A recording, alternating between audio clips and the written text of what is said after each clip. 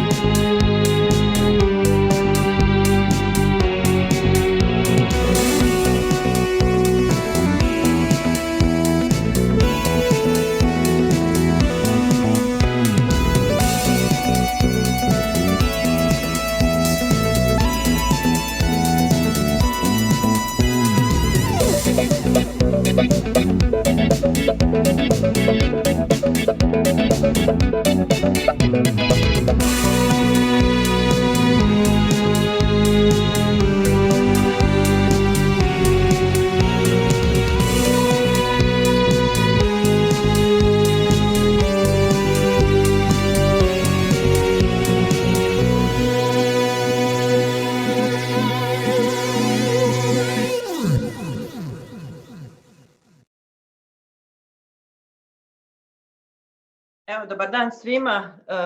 Ispred Deska Kreativne Europe pri Ministarstvu kulture i medija sa mnom na ovoj današnjoj edukaciji je kolegica Morana Bigać-Leš koja dijeli ured za podprogram kultura u ministarstvu. Zahvaljujem još jednom na pozivu Razvojnoj agenciji Karlovačke županije.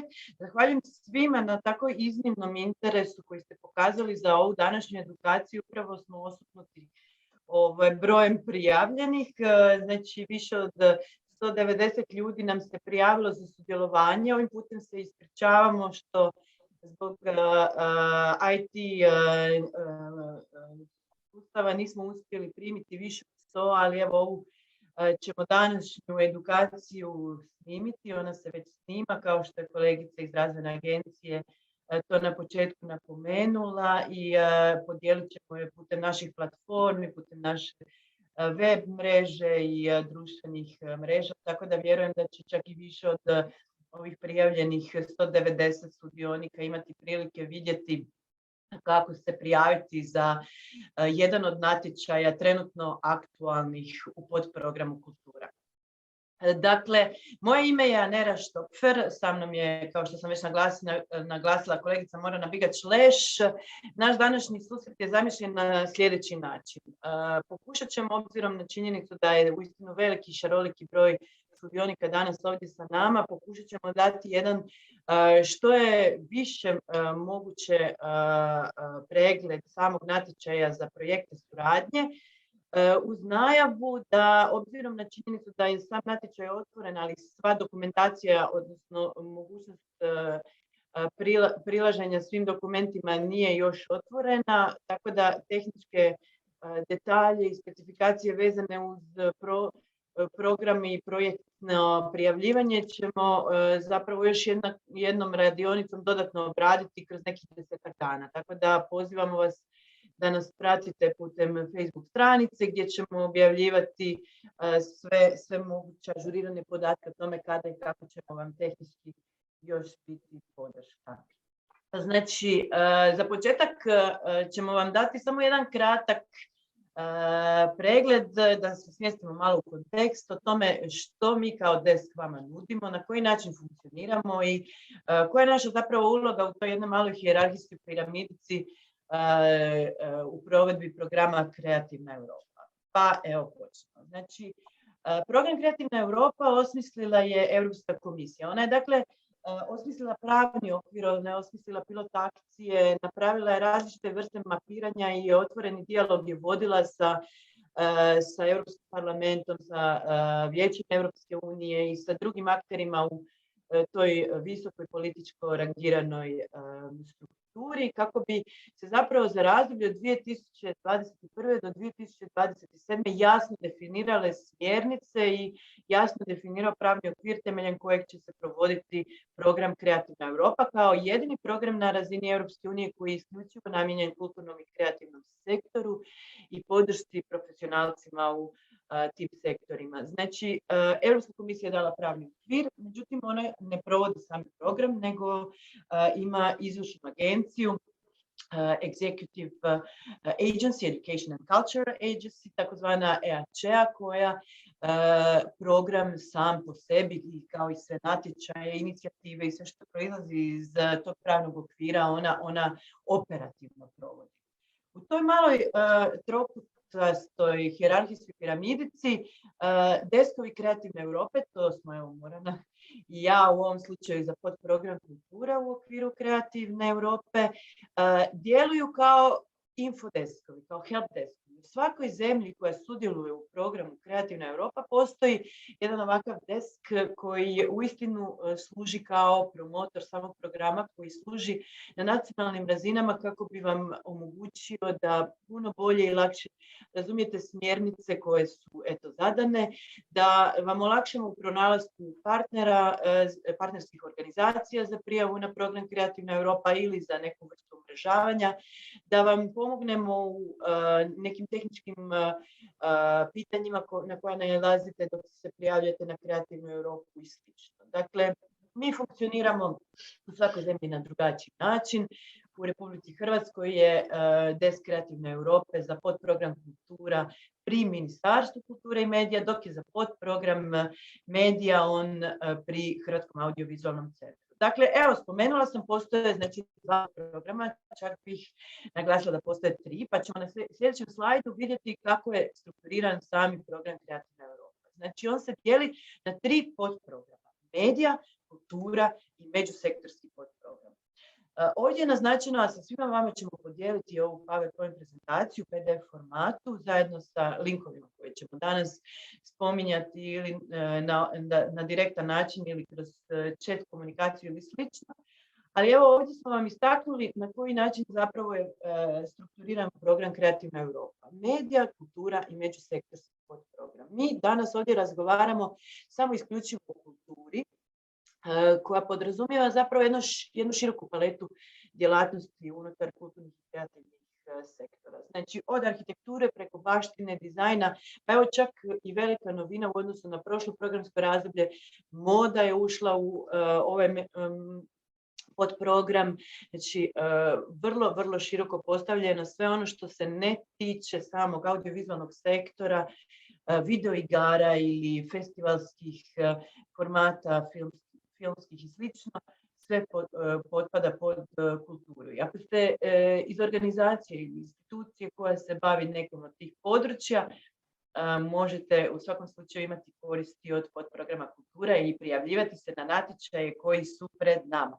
Malo kasnije ćemo se vrlo jasno i direktno fokusirati na jedan specifičan natječaj za koji vjerujemo da je većina vas ovdje zapravo dosta kapacitirana i usmjerena. Ali prije toga, ja bih se samo još kratko orijentirati i osvrnuti na prioritete Europske komisije koji su na nekom načelno puno krovnijem nivou zapravo određene. Naime, prioriteti Europske komisije Ursule von der Leyen su stavljeni u fokus ne samo u području kulturnih i kreativnih industrija, nego uistinu u svim segmentima europskog društva i cijeline djelovanja. Znači, Europski zeleni plan kao takozvani Green Europe Deal, kao jedna od transverzalnih tema prisutna je uistinu od agrikulture preko turizma do IT sektora i šire, pa tako i u kulturnom sektoru. Socijalna inkluzija je jedna iznimno aktualna tema koja se prožima kroz sve moguće sektore i područja djelovanja na razini Europske unije. Rodna ravnopravnost i digitalizacija koja nam se to događa slijedom, odnosno ubrzano događa slijedom ove pandemijske situacije, isto tako je jedna od 4 prioritetne osi Europske komisije. Zašto smo ovo na početku istaknuli? Zato što ćete vidjeti i kroz samu prijavnicu, a i kroz samo promišljanje vašeg projektnog prijedloga da treba voditi računa o ovim prioritetima komisije, jer je činjenica da su oni zadani na jednoj puno krovnijoj i globalnijoj razini i kapilarno se nekako, kapilarno se spuštaju prema svim područjima djelovanja unutar europskog društva. Pa tako i se i ocjenjuju unutar ovih natječaja unutar Kreativne Europe. Znači, mi ćemo danas govoriti o podprogramu kultura u okviru programa Kreativna Europa. Znači, Kreativna Europa je postojala i prije 2020. Znači, za razdoblje 2014. do 2020. je bio isto tako strukturiran program koji je funkcionirao po istim parametrima sa ova 3 podprograma i on se zapravo nastavio pod istim nazivom za razdoblje opet 7-godišnje od 2021. do 2027. Međutim, postoje neke veće promjene koje smo evo ovdje naveli, koje bih ja sa vama podijelila, a koje se tiču samog podprograma kultura, a koje zapravo mogu čak reći su i pozitivni pomaci i pozitivne promjene u odnosu na prošli program.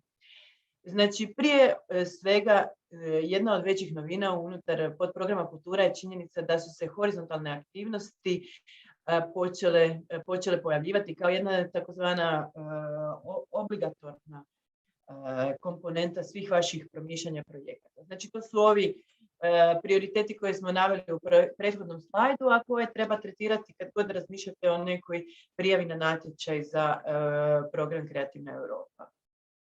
Druga novost u odnosu na prošlo programsko razdoblje odnosi se na sektorsku potporu.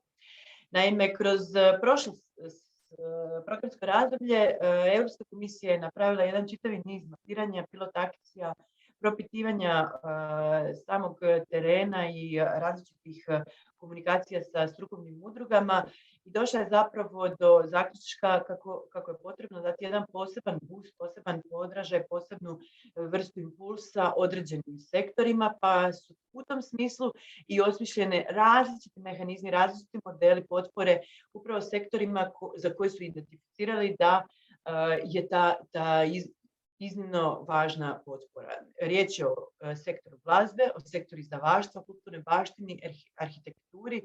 Vidjet ćete malo kasnije čak i kulturni turizam, evo kroz ovaj natječaj o kojem ćemo danas govoriti, dobio jednu posebnu notu i posebnu pozornost. Znači, kroz sami podprogram kultura Kreativne Europe, kroz cijelo ovo razdoblje od 7 godina, ovi sektori će imati jednu drugačiju vrstu pažnje, drugačiju vrstu naglaska. Treća točka koju smo izdvojili, a koja je dosta zanimljiva u odnosu na prethodno razdoblje, je da su se posebne aktivnosti koje su bile također tretirane u prošlom razdoblju nastavile i u daljnjem razdoblju, ali su dobile jedan malo možda veći i drugačiji značaj. Riječ je o inicijativama poput Europske prijestolnice kulture, za koju ste vjerujem čuli, jer je prošle godine Rijeka bila naša nacionalna, odnosno Europska prijestolnica kulture. Riječ je o nagradama poput Europe Nostre, poput Europske nagrade za književnost, Europske nagrade za arhitekturu, Europske nagrade za glazbu. Sve su to inicijative i nagrade koje ćete u narednom razdoblju puno snažnije i više vjerojatno anticipirati, budući da će kroz program Kreativna Europa oni dobiti posebnu pažnju.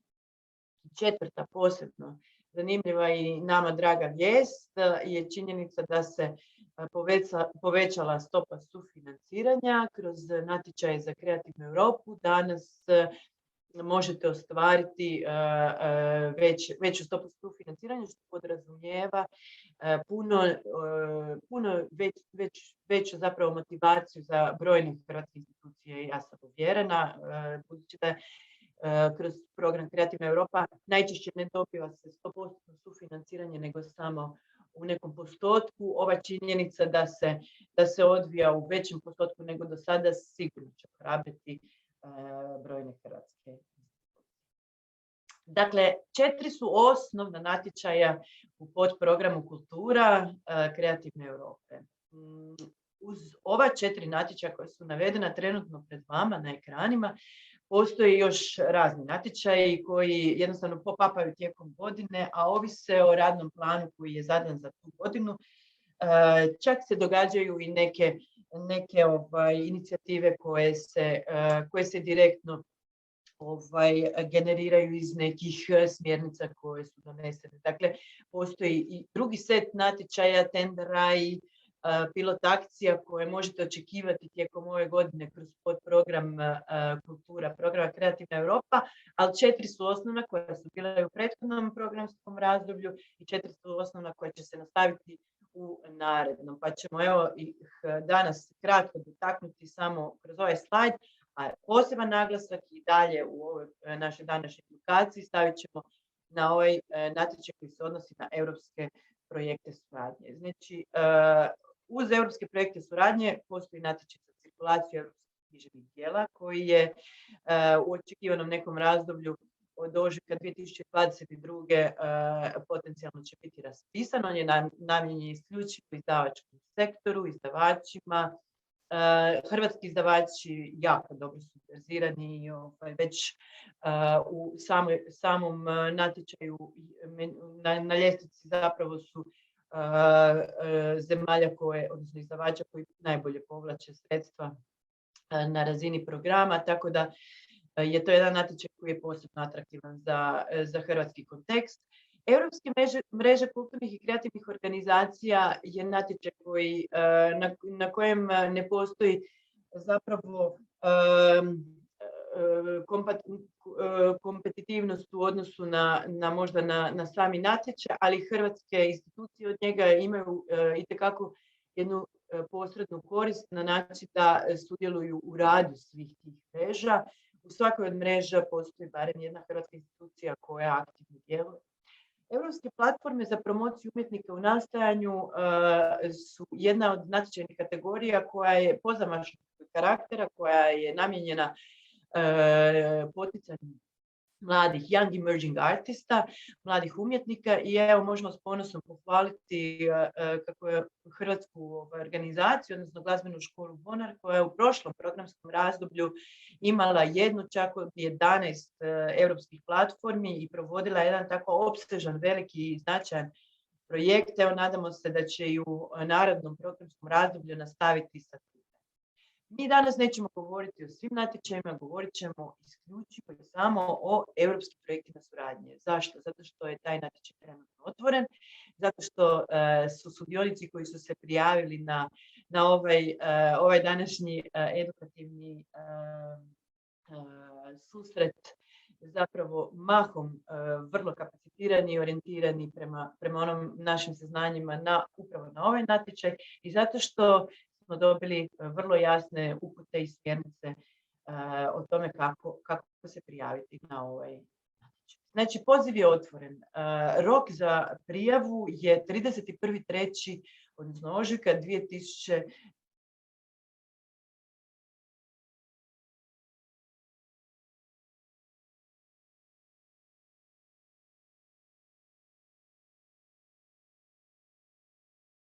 Figuriraju samo smjernice, znači call for proposals, smjernice za ovaj natječaj i figuriraju dva dokumenta koja će vam kasnije objasniti kako da do njih dođete, a koji vam mogu itekako pomoći u osmišljavanju i koncipiranju samog vašeg projektnog prijedloga. Mi ćemo danas proći generalnu strukturu samog projektnog razmišljanja. Dakle, s obzirom na činjenicu da na samom Funders and Tenders portalu, o kojem će Morana malo kasnije reći par riječi, strukturirano će vam dati do znanja gdje da potražite neke od ovih dokumenata. U sami taj portal, u samo to sučelje i funkcioniranje samog portala, doslovno tehničku radionicu ćemo vam ponuditi kroz nekih 10 dana, kada će i pristup svim tim sučeljima biti otvoren, pa ćemo onda zajednički proći kroz nju.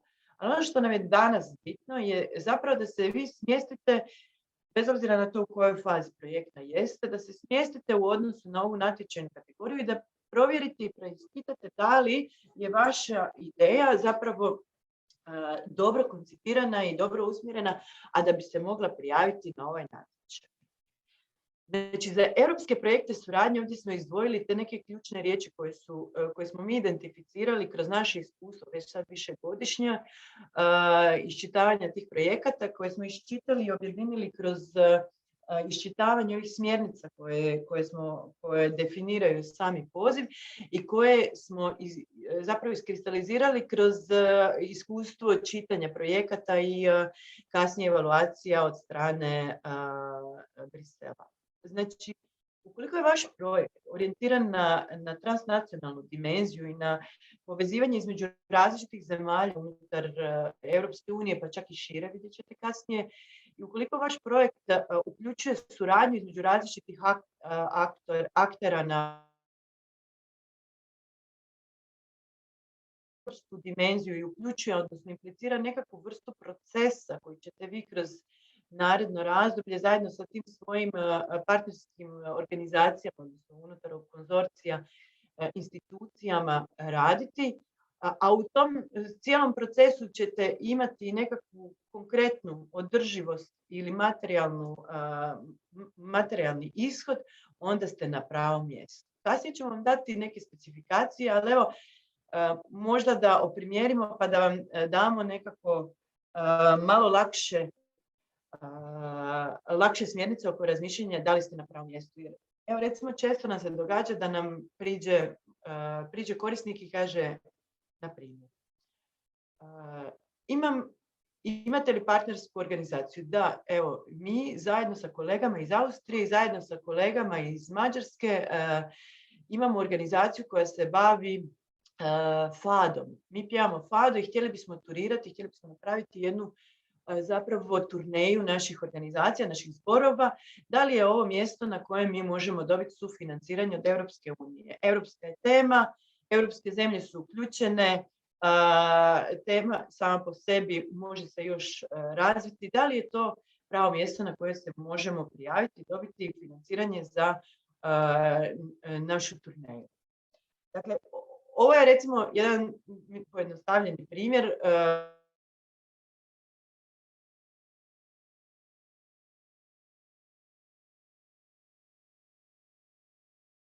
koristan, dobar, relevantan i pogodan. Jedino što mu nedostaje je ova ključna riječ koju smo kasnije malo čas spomenuli, a to je proces. Nedostaje mu ključna riječ koja se odnosi na suradnju i nedostaje mu ključna riječ koja se odnosi na održivost i neku dugoročnost. Naime, o čemu je stvar? Jedna turneja samih ansambala po Europi sama po sebi je već završeni proizvod, završena gotova cjelina u kojoj nedostaje možda nekakve vrste razmjena, bilo iskustava, bilo znanja, bilo nekakvih profesionalnih ili stručnih kapaciteta. Pa u tom smislu, evo, sama ideja po sebi ima svoj potencijal, ima svoju iskoristivost, ima svoj naboj, ali ono što je potrebno je nadodati jednu malo snažniju komponentu suradnje i procesa koji bi doveo do nekog održivog mjerljivog ishoda. Nadam se da smo krenuli u dobrom smjeru razmišljati, pa evo ja predlažem da krenemo dalje. vjerujem da ćemo kroz ovu prezentaciju doći, možemo koristiti jedno te isti primjer projekta koji smo evo sada smislili, pa da vam u tom smislu možda olakšamo i vaše promišljanje prijave. Znači, vi se u jednom trenutku kroz sami natječaj odredite za jedan od ova dva cilja koji je Europska komisija odredila, a onda agencija na koju se prijavljate, Europska agencija, zapravo i definirala. Morate se odrediti da li ćete kroz projekt zajedno sa svojim partnerima u projektu tretirati cilj koji se odnosi na transnacionalno stvaralaštvo i cirkulaciju, ili ćete biti inovativni pa ćete se orijentirati na inovaciju, gledat ćete kako poboljšati kapacitete kulturnog i kreativnog sektora na europskoj razini, kako ćete poticati mlade talente, kako ćete raditi neku vrstu mehanizma, alata ili nekakvu vrstu promišljanja u smislu novih poslovnih modela, napredovanja i ostvaranja novih radnih mjesta. Ako se vratimo na onaj primjer tri organizacija iz Austrije, Hrvatske i Mađarske koje žele raditi na temi FADA, to je jednoj europskoj temi, ajmo reći, onda bih mogla reći da ćete se puno prije pronaći u ovom cilju transnacionalnog stvaralaštva i cirkulacije. Znači, vi ćete kroz tu svoju ideju, odnosno kroz projektni prijedlog, vrlo dobro i jasno zapravo jačati neke transnacionalne suradnje, budući da se radi o prekograničnim odnosima i partnerskim institucijama. Stvarat ćete jednu cirkulaciju koja će se odnositi na opticaj, na vidljivost europskih djela, poticat ćete mobilnost između umjetnika i profesionalaca. Znači, osim što ćete odrediti taj cilj, vi se kroz svoje projektno razmišljanje morate odrediti za neki od prioriteta koji su zadani kroz ovaj natječaj. Znači, u svakom natječaju za europske projekte suradnje zapravo morate se odrediti za neki od natječajnih prioriteta. Kroz ove smjernice mi smo iščitali i sada za vas izdvojili znači 6 ključnih prioriteta koji su kroz ovaj natječaj tretirani. Pa možeš mi, molim te, samo sljedeći slajd da možemo podijeliti. Hvala. Znači, jedna novost u odnosu na prošlo programsko razdoblje u ovom natječaju je činjenica da se odredio i ovaj sektorski prioritet. Znači, to ćete pročitati u ovim smjernicama Corporate Proposal, ali evo ja ću sada dati jedan kratki okvir i onda ćemo to zapravo povezati s ovim primjerom organizacije koje se žele baviti FAD-om, pa vjerujem potaknuti vas, odnosno olakšati možda razmišljanje i o vašoj projektnoj ideji. Znači, kroz samu prijavnicu, to ćemo se kasnije vratiti točno gdje, vi se trebate odrediti za jedan do maksimalno 2 prioriteta ukoliko se želite baviti sa prioritetom publike, socijalne uključenosti, održivosti, digitalizacije ili međunarodne dimenzije. Ukoliko se vi kroz vaš projekt želite baviti sektorskim prioritetom, to je ono što smo rekli da je dobilo posebnu pozornost u ovom programskom razdoblju, onda se možete odrediti samo za taj sektorski prioritet. Njega ćemo u idućem slajdu obraditi, pa će vam biti jasnije na koji način mu pristupiti. Znači, ili izabirete 1 do 2 prioriteta unutar ovih 5 koji su iznad crte, ili samo sektorski prioritet o kojem ćemo reći nešto za 2-3 minute. Znači, prioritet koji se odnosi na razvoj publike jako je intrigantan i zanimljiv hrvatskim korisnicima, zato što je to jednostavno deficitarna komponenta u hrvatskim organizacijama. Riječ je o angažmanu koji podrazumijeva rad sa publikom. U Kreativnoj Europi postoji jedna zanimljivost, odnosno jedan pristup o kojem trebate voditi računa kada promišljate svoje projekte. Ukoliko se želite baviti razvojem publike, kroz svoje aktivnosti, kroz projektni prijedlog trebate zapravo naglasiti da ćete publiku aktivno uključiti u konstrukciju svojih aktivnosti, da ćete ju propitivati, da ćete raditi sa publikom. Ne da ćete raditi za publiku, ne da ćete raditi neke isporučene gotove proizvode, nego da će publika uistinu biti dio vaše vašeg projektnog razmišljanja i koncepcije. Ukoliko se želite baviti prioritetom socijalne uključenosti, treba razmišljati na način da je ovo program koji podržava kulturni i kreativni sektor. I ovdje recimo se znači, ne promišlja o tome da ćete se baviti sa publikom koja je socijalno potrebita ili na neki način marginalizirana, nego da ćete se baviti ili sa nekom od tema koja se odnosi na socijalnu uključenost ili sa profesionalcima u kulturi koji su na neki način marginalizirani i na taj način zapravo pomoći njima da ostvare neke svoje pune potencijale i kapacitete. Ukoliko se želite baviti prioritetom održivosti, onda imajte na umu onaj transverzalni prioritet European Green Deala, znači sve što vas orijentira, povezuje i usmjerava na ekološko promišljanje, na održivost u smislu nekakvog novog mjerljivog europskog standarda. Zato jesmo stavili ovako malo u zeleno polje, može se odnositi na ovaj prioritet. Ukoliko se želite baviti područjem digitalizacije, odnosno tim prioritetom, trebate razmišljati na način da nije dovoljno samo raditi nekakvu vrstu alata, nego kroz jedan proces promišljanja zajednički sa svojim partnerskim institucijama trebate pomoći europskom kulturnom i kreativnom sektoru da nadiđe ovu cijelu situaciju i ovim nekim novim vremenima zapravo pronađe neke nove alate koji bi mogli biti od koristi što za otvaranje novih poslovnih mogućnosti, novih poslovnih modela, što za kapacitiranje novih transfera znanja i sl. Međunarodna dimenzija kao prioritet, ako se za njega odredite, je jako široko postavljena. Znači, u njega se jako lijepo i jednostavno može uklopiti puno projektnih ideja, ali ono što je ključno i bitno je da se vodi računa o tome da zbog samog putovanja i činjenica da je riječ o organizacijama koje dolaze iz jednog europskog, odnosno međunarodnog kruga, nije dovoljna da bi se opravdao ovaj prioritet. Potrebno je uistinu osigurati jednu jasnu i preciznu koncepciju prijenosa znanja, prijenosa iskustava i profesionalnih kapacitiranosti među različitim institucijama. Sad, sektorski prioritet. Idemo na sljedeći slajd, pa čisto da se sa njime pozabavimo.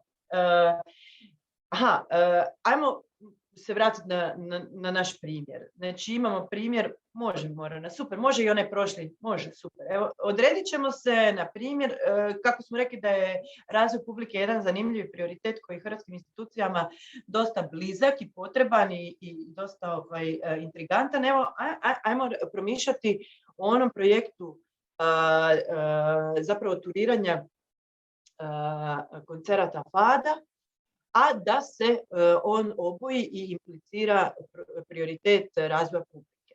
Naprimjer, vi ste jedna udruga iz Republike Hrvatske koja se bavi zapravo koncertnim izvođenjem portugalskog glazbenog izričaja Fada. Uz vas je u samom projektnom konzorciju i organizacija iz Austrije koja zapravo ima jedno dugogodišnje iskustvo rada i sa Fadom, na primjer, ali ne nužno, ali dugogodišnje iskustvo rada sa mladima i sa marginaliziranim recimo. I vaša treća institucija, partnerska u konzorciju, primjerice je organizacija iz Mađarske koja ima jaku platformu ojačanu sa nekim digitalnim recimo modelima komuniciranja i platformi, a koju možete iskoristiti za ovaj projekt. I sad vi ćete, na primjer, zajedno sa svojim partnerskim organizacijama odlučili ste se da ćete se baviti prioritetom razvoja publike. Znači, vaša partnerska organizacija iz Austrije, koja ima veliko iskustvo u radu već sa publikom, doći će ovdje primjerice u Hrvatsku i otići će u Mađarsku i na licu mjesta će propitivati jednu određenu skupinu publike, odnosno ciljane skupine, koju ćete zajednički definirati kroz vaših par susreta, koji će zapravo priupitati i educirati o tome što znači za njih Fado, na koji način Fado ja sad uistinu izmišljam, evo, na licu mjesta izmišljam iz glave sami projekt, ali vjerujem da ćete i vi tako sa partnerima doći najbolje do nekih rješenja koje će biti moguće primijeniti za prijavu na Kreativnu Europu. Ali evo, nađete se sa partnerima i dogovorite se kako će vaša publika zapravo vama pomoći u koncipiranju nekog vašeg koncertnog izdanja, koje će onda u konačnici na samom završetku projekta, nakon 2-3 godine što će se projekt graditi, u samoj završnici imati svoju jasnu koncepciju kako će ta koncertna večer izgledati. I tada ćete vi krenuti turirati po različitim zemljama Europske unije. Znači, ajmo se vratiti u onog korisnika koji nam je došao na početku današnjeg razgovora i rekao, mi imamo naše zborove u Austriji i Mađarskoj s kojima želimo napraviti turneju po Europi i pjevati fado. U redu. Ali to mora biti zadnji, konačni ishod vašeg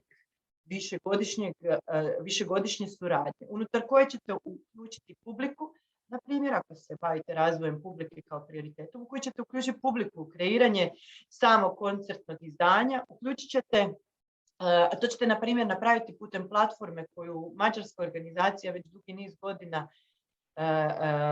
dugi niz godina vodi.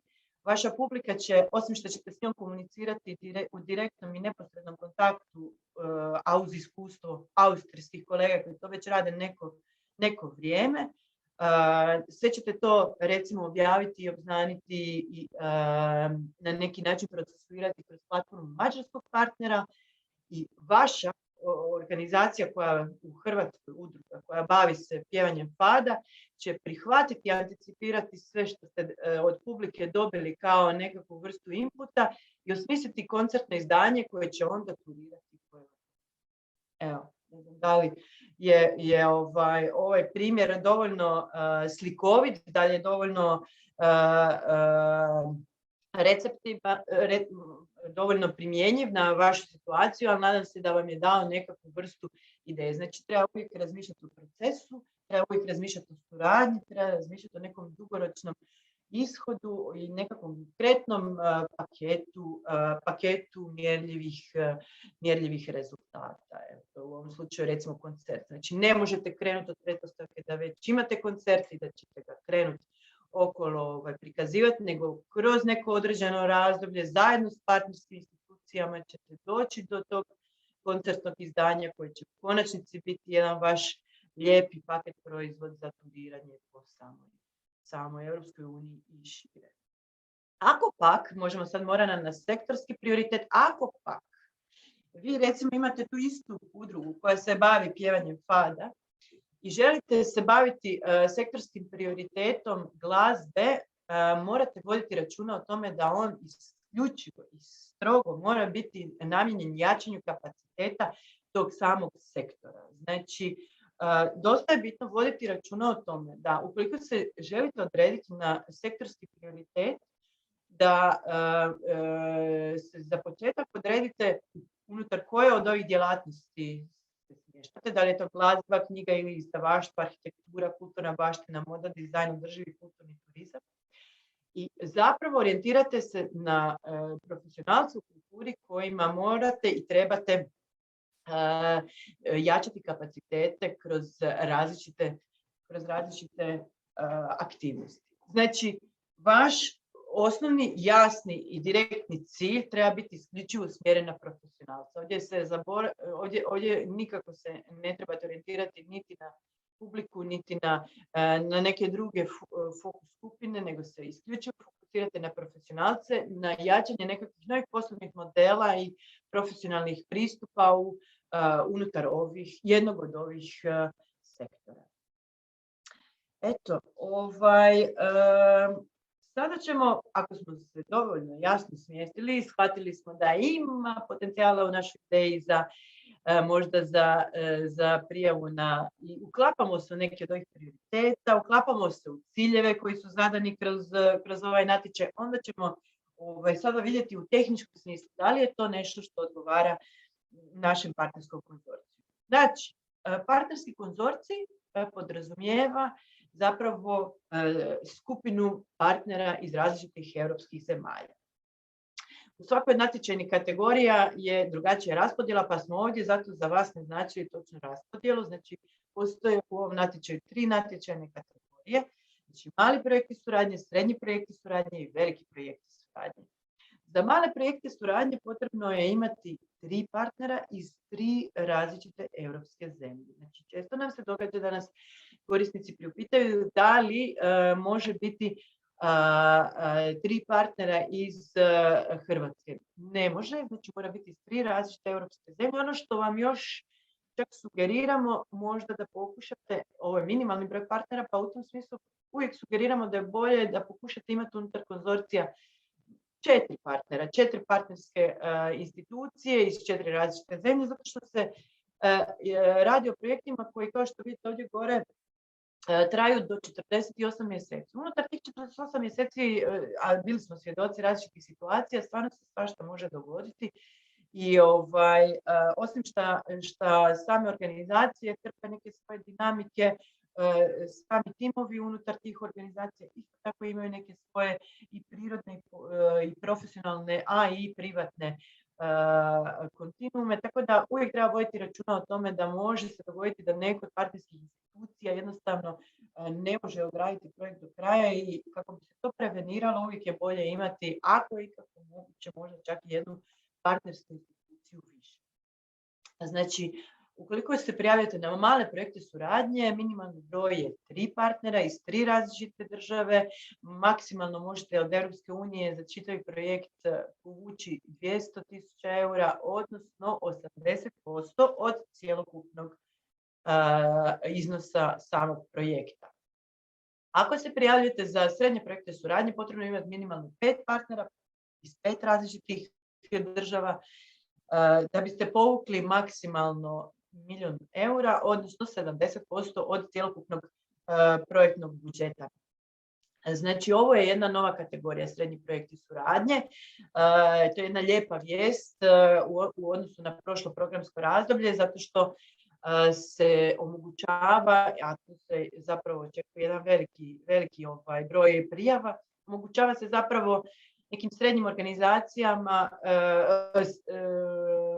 manjim organizacijama zapravo da se okuraže u vođenju projekata, a one uvijek nose nekakvu drugačiju, nekakvu inovativnost, tako da zapravo vjerujemo da će na ovoj natječajnoj kategoriji biti dosta odaziva. Za velike projekte suradnje je potrebno imati minimalno 10 partnera iz 10 različitih zemalja da biste povukli maksimalni grant od 2.000.000 eura, odnosno 60% sufinanciranja.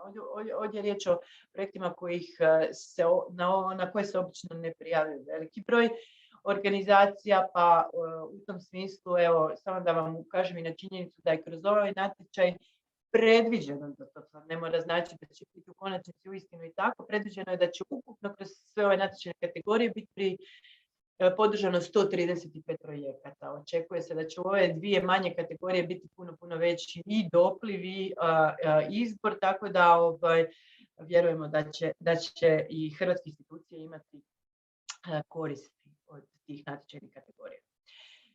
Znači, potrebno imati partnere. Iz kojih zemalja to ćemo sada samo kratko proći. Znači, mogu se prijaviti na sami natječaj svi tipovi pravnih osoba, bilo da su privatni ili javni. Znači, pravna osoba podrazumijeva bilo koji tip pravne osobe koja po svojim zadnjim iskustvima djeluje na neki način u sektoru, odnosno u području s kojim će se baviti unutar projekta. Znači, nema limita u smislu da se mogu prijaviti samo institucije koje se bave kulturom. Ipak treba voditi računa o tome da je to uistinu institucija koja je relevantna baš za te aktivnosti s kojima će se baviti u sklopu samog projekta. Znači, ono što je bitno naglasiti, individualci, odnosno fizičke osobe se ne mogu prijavljivati, znači samostalni umjetnici imaju možda neke druge mehanizme podrške kroz Kreativnu Europu, ali na ovaj natječaj se isključivo samo mogu prijaviti pravni subjekti, bilo privatni, bilo javni. kada osmišljavate svoj partnerski konzorcij, onda zapravo se prijavljuju, znači minimalno, ajmo reći, 3 partnerske organizacije iz 3 različite europske zemlje, ali ne samo europske zemlje, nego čak i šire. Ne znam da li ste išli za time, ali u ovom filmu koji smo prikazali na samom početku našeg današnjeg izlaganja, mogli ste vidjeti, to je film koji prikazuje zapravo jedan rezime prošlog programskog razdoblja i na koji način su i hrvatske institucije bile uključene u sami program, pa ste mogli primijetiti da je čak 41 zemlja sudjelovala u samom programu. Znači, osim europskih država članica, u programu sudjeluju i zemlje koje plaćaju participaciju, a temeljem memoranduma koji potpisuju zajedno sa Europskom unijom. Sad, u ovom trenutku ta lista nije još zaključena. S obzirom na to da smo ušli u novo programsko razdoblje od 21. do 27.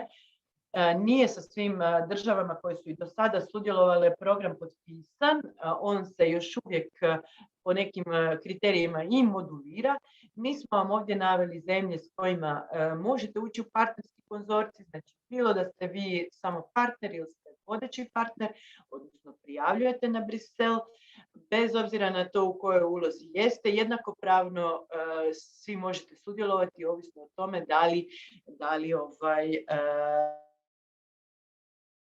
da li je ta određena zemlja potpisala ugovor. Mi ćemo sa vama podijeliti kroz mail koji ćemo vam poslati kao follow-up ove edukacije, podijelit ćemo jedan link sa dokumentom na kojem se svakodnevno ažuriraju podaci o tome koja zemlja je novo pristupila, u kojoj možete tražiti partnere za svoj konzorcij. Sad, kako funkcionira konzorcij? Možda da vam to istaknemo, jer do sada nismo direktno vam spomenuli tu podjelu uloga i zašto je ta logika konzorcija i partnerstva toliko istaknuta i bitna. Znači, prije svega, ovaj natječaj je namijenjen uistinu podršci suradnji između različitih partnerskih institucija na razini Europske unije i šire. Znači, vodeći partner postoji jedan koji direktno komunicira sa agencijom za koju smo rekli da provodi sami program. Znači, operativno ga provodi. Znači, vodeći partner objedinjuje od svih partnera u partnerskom konzorciju informacije, ideje, aktivnosti, budžete i svu dokumentaciju koja je potrebna i ona zapravo kroz njega se kanalizira projektna ideja prema agenciji. Znači, da agencija u Briselu ne bi trebala komunicirati sa svakim partnerom zasebno, određen je jedan vodeći partner čija uloga je da objedini cijelinu samog projekta i to isporuči u Brisel putem FTOP-a, odnosno platforme koju ću vam za par sekundi objasniti. Znači, ukoliko vaš projekt prođe, nakon što je vodeći partner sve to objedinio i poslao na Brisel, ukoliko vaš projektni partner prođe, vodeći partner će biti obaviješten o tome na koji način se dalje ugovara. Sa njime će biti ugovorena sredstva, njemu će sredstva biti zapravo transferirana i on je taj koji će ih onda kasnije preraspodijeliti prema drugim partnerima u konzorciju. Znači, uloga vodećeg partnera, možemo reći, je primarno administrativna, iako on mora i sadržajno biti uključen u sami razvoj projekta. Znači, on ima, njegova razlika u odnosu na druge partnere je utoliko administrativna, jer je on taj koji nosi odgovornost i on je taj koji komunicira sa izvršnom agencijom vezano za samu projektnu ideju. U konačnici, svi, a to ćete kasnije kad se ja uključim sa kriterijima i kada vam objasnim logiku evaluacije samih projekata, u konačnici strahovito je važno do koje mjere i na koji način su svi partneri uključeni u projekt. Vodeći partner je taj koji isporučuje i komunicira odgovornost, ali svi moraju jednakopravno sudjelovati u projektu na način da imaju i što u njega ponuditi, a i što iz njega i dobiti. Znači, različite su uloge partnera osim ovih osnovnih. Postoje sa ovim novim natječajem U odnosu na prošlo razdoblje postoje i neke nove kategorije partnerskih odnosa, pri čemu je ključna razlika u odnosu na osnovne i ostale uloge u konzorciju. Osnovna razlika koja proizlazi iz tih uloga svodi se na činjenicu do koje mjere neko ima ovlasti, odnosno direktno sufinanciranje kroz projekt ili ne. Znači, ovo su uloge koje smo vam naveli kako biste ih imali zapravo kroz ovaj slajd jasno definirane i raščlanjene, ali ako imate bilo kakvo pitanje vezano za vašu konkretnu instituciju i da li i na koji način da uključite, ne znam, recimo neki institut koji će raditi dio istraživanja unutar vašeg projekta, to je toliko diferencirano od samog projekta do projekta da stvarno vas pozivamo da nam uputite upit pa ćemo se njemu posvetiti od slučaja do slučaja. Znači, ako ste sad trenutno u fazi da imate svoju udrugu, a bavite se FAD-om i želite turirati okolo, ali zapravo nemate još partnerske organizacije na samoj europskoj razini i šire i u potrazi ste za partnerima, da vas bude minimalno 3, u potrazi ste za onim Austrijancima i Mađarima koje sam spomenula malo čas. Evo par malo ideja kako da pronađete te partnere ili kako da vam mi kao desk zapravo olakšamo u tome. Znači, postoje 2 načina komuniciranja koje su trenutno ovdje pred vama, ali uz njega postoji neki malo manje formalni, pa evo samo da vam kažem još par riječi o tome prije nego prepustim riječ Morani. Znači, ukoliko ste u potrazi za partnerskom organizacijom s kojom biste voljeli napraviti i osmisliti, razviti svoju projektnu ideju, evo sad konkretno to turiranje koncerta FAD-a po Europi i šire, možete probati pronaći partnersku organizaciju na način da vi napišete nešto o sebi, svojoj organizaciji i s čime biste se voljeli baviti na takozvani partner search obrazac. Partner search obrazac nalazi se na našoj web stranici, evo ovdje vam je citirano navedeno gdje konkretno možete izvući. To je jedan obrazac koji smo mi deskovi smislili na razini Europske unije i šire, svi deskovi koji djeluju u programu Kreativna Europa, a koji nam služi kao jedan standard da bismo mi među sobom se mogli komunicirati ko je u potrazi za nekom partnerskom institucijom. Znači, kada vi ispunite taj partner search obrazac, pošaljete ga nama na našu mail adresu i mi ga onda distribuiramo na kontakte naših kolega iz deskova širom Europe i dalje. Takve iste partner search obrasce, recimo kolege u Finskoj ispune i onda oni nama diseminiraju, odnosno podijele ga sa nama putem jedne komunikacijske platforme koju mi dijelimo ili mail liste, kako god, nekad je različiti su načini, a mi te onda partner search obrasce iz drugih zemalja objavljujemo na CultureNet platformi. Ovdje vam je navedeno točno gdje se nalaze ti pozivi na partnerstva i gdje možete vidjeti na koji način su to europske institucije do sada obavljale. Evo, to su neki načini, a s druge strane možete nam se javiti direktno, reći koju riječ o nama, pa da mi zapravo pokušamo nekim našim kanalima, budući da imamo dosta kontakata na razini međunarodno i možemo, ne bi nam bio prvi put da vas direktno povežemo sa nekom institucijom i pomognemo u kreiranju vaše projektne ideje. Evo, Morana, prepuštam tebi riječ da malo podijeliš sa našim sudionicima osnove o korištenju Funders and Tenders Opportunity portala, tako FTOP-a, s kojim, evo, kogod će se htjeti baviti prijavom na Kreativnu Europu, treba biti familijariziran.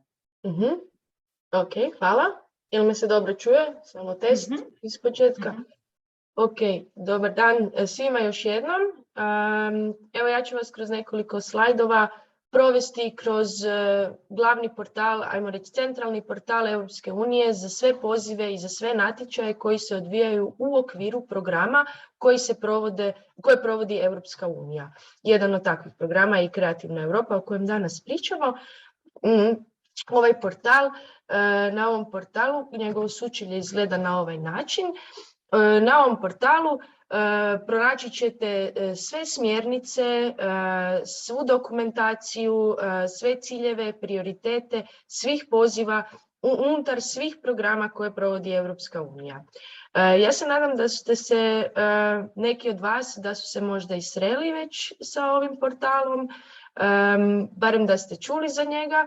Ukoliko niste, a željeli biste sudjelovati u europskim projektima i europskim natječajima, evo pozivam vas da ga istražite. On možda izgleda ovako nezanimljivo, međutim kada malo zagrebete u njega i kada mu se malo posvetite, zbilja ima konkretnih informacija na njemu, ima dobrih uputstava i stvarno je user friendly.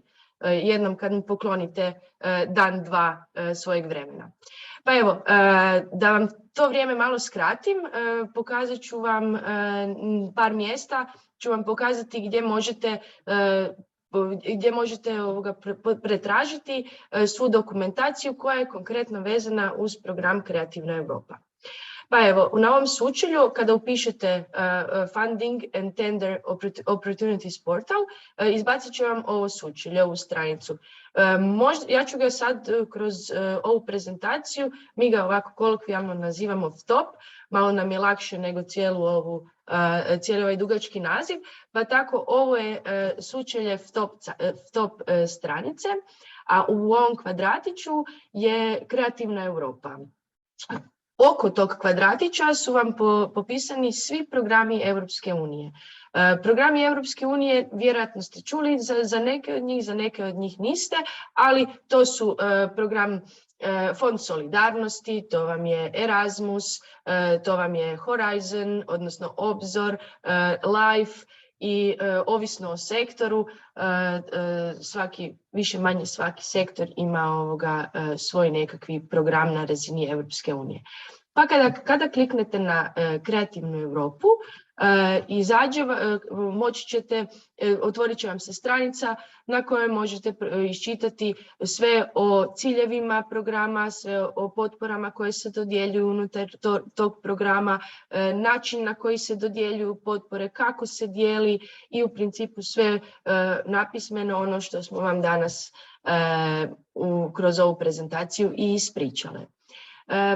Dobro je zapamtiti da je ovaj portal isto tako mjesto gdje ćete naći svu natječajnu dokumentaciju za prijavu, ali i portal preko kojeg ćete podnositi prijave, otvarati online prijavnice. Ovo je mjesto preko kojeg ćete se registrirati u sustav, mjesto preko kojeg ćete izvještavati o svojem projektu i svim svojim aktivnostima koje ste proveli u okviru projekta koji je na europskoj razini, a isto tako je mjesto gdje ćete moći naći rezultate natječaja na koji ste se prijavili. Na ovom kvadratiću koji je zaokružen, kada njega kliknete, otvorit će vam se pregled svih natječaja koji su otvoreni od 2021. Znači od početka ovog programskog razdoblja, svi natječaji unutar programa Kreativna Europa. Što znači da su ovdje prikazani i natječaji koji su u podprogramu Kultura, u međusektorskom programu, a isto tako i u medija podprogramu. Kada sa ove vaše lijeve strane možete isto tako odabrati programsko razdoblje kao i program i onda će vam se unutar tog programskog razdoblja i u okviru tog programa na desnoj strani otvoriti svi natječaji svi natječaji koji se tamo nude i njihov status. Ovdje sam vam zaokružila trenutni status natječaja za europske projekte suradnje koji je forthcoming, što znači da je natječaj otvoren, međutim potpuna natječajna dokumentacija još nije spremna. Odnosno, natječajna dokumentacija je spremna, ali ne možete još pristupiti online prijavnici. Što znači da vi zapravo možete napraviti sve ukoliko se namjeravate prijaviti. Vi imate mogućnost, imate obrasce i svu dokumentaciju da odradite sve prije nego što pristupate online prijavnici. Što znači da možete dogovoriti partnerstva, možete razviti ideju, možete raspisati svoj program, svoj projekt, možete ga raspisati, možete raspisati budžet, sve dogovoriti sa svojim partnerima i nakon toga, a nadam se da će, barem nam je tako najavljeno, unutar nekih tjedan dana biti i online prijavnica otvorena koji ćete onda moći pristupiti. Još ću jednom ponoviti, a mislim da smo to dovoljno puta danas i ponovili. Znači, prijave na ovaj natječaj idu isključivo online, nema nikakvog papira, sve se odvija preko ovog portala. Na koji način? Evo ovako. Znači, kada kliknete, želite se prijaviti na natječaj za europske projekte suradnje srednje kategorije. Kada kliknete na njega, otvori vam se, odlično, tu i je srednja kategorija, screenshotana. Kada se otvorit će vam, kada kliknete na njega, otvorit će vam se mjesto gdje možete saznati sve o tom pozivu. Od smjernica, dokumentacije, načina na koji se provodi, kada je otvoren, kada se zatvara, kakav je poziv. Znači, ovdje su sve informacije ponuđene o tom pozivu. Nadovezat ću se još na ovo zadnje informacije koje vam je dala Anera. Ovdje je isto tako mjesto gdje, osim ona dva koja smo vam ponudili, možete tražiti partnere. Ovdje se možete upisati, ovdje možete iznijeti svoj, ajmo reći, oglas, kakve partnere tražite, projekte možda koje tražite ili nešto slično. Isto tako možete i pogledati što se nudi za ovu natječajnu kategoriju. U ovom zelenom kvadratiću, kada kliknete, to je mjesto gdje ulazite u online prijavnicu.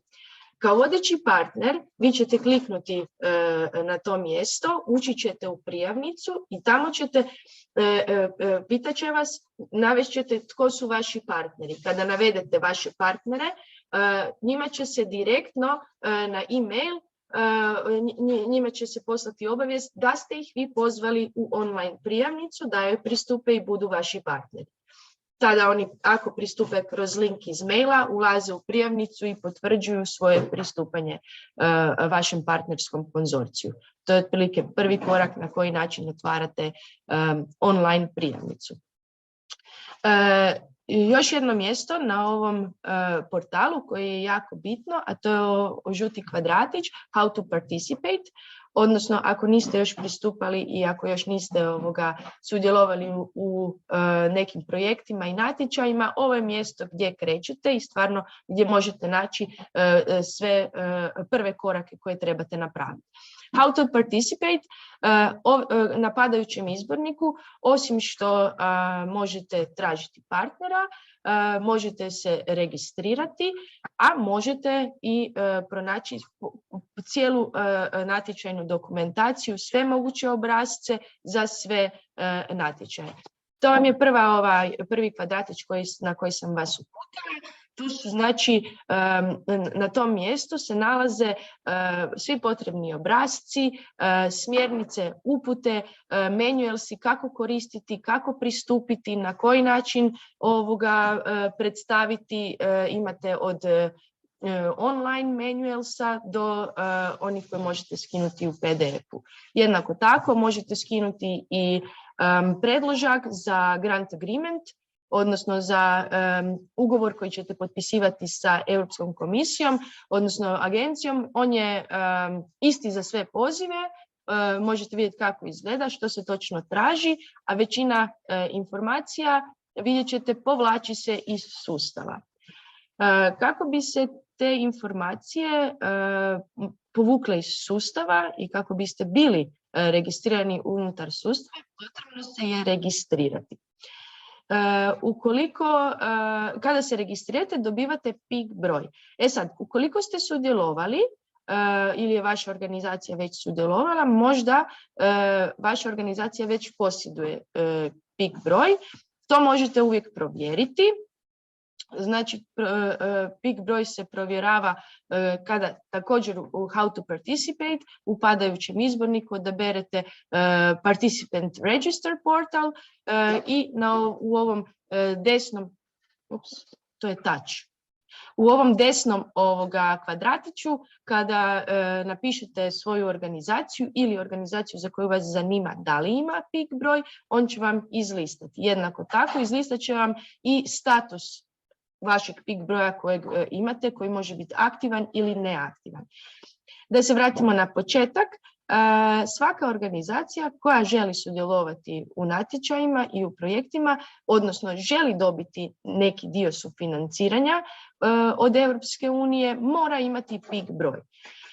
Taj PIK broj je 9-znamenkasti jedinstveni identifikacijski broj koji služi kao OIB vaše organizacije, ali na europskoj razini. Taj broj, pod tim brojem prijavljujete se na sve natječaje u bilo kojem europskom programu i zapravo to je otprilike jedan vaš profil na kojem će biti zapravo upisano gdje ste sve sudjelovali, gdje ste sve participirali unutar sustava. Kako biste se registrirali kada ste provjerili, vidjeli recimo da vaša organizacija nema PIK broj, onda ćete kliknuti na ovu drugu stranu, odnosno na plavi kvadratić i register, odnosno create an account. Tu ćete se registrirati na način, evo vidite, traži vas nekoliko osnovnih podataka, nakon čega zapravo dobivate privremeni PIK broj. I registrirate se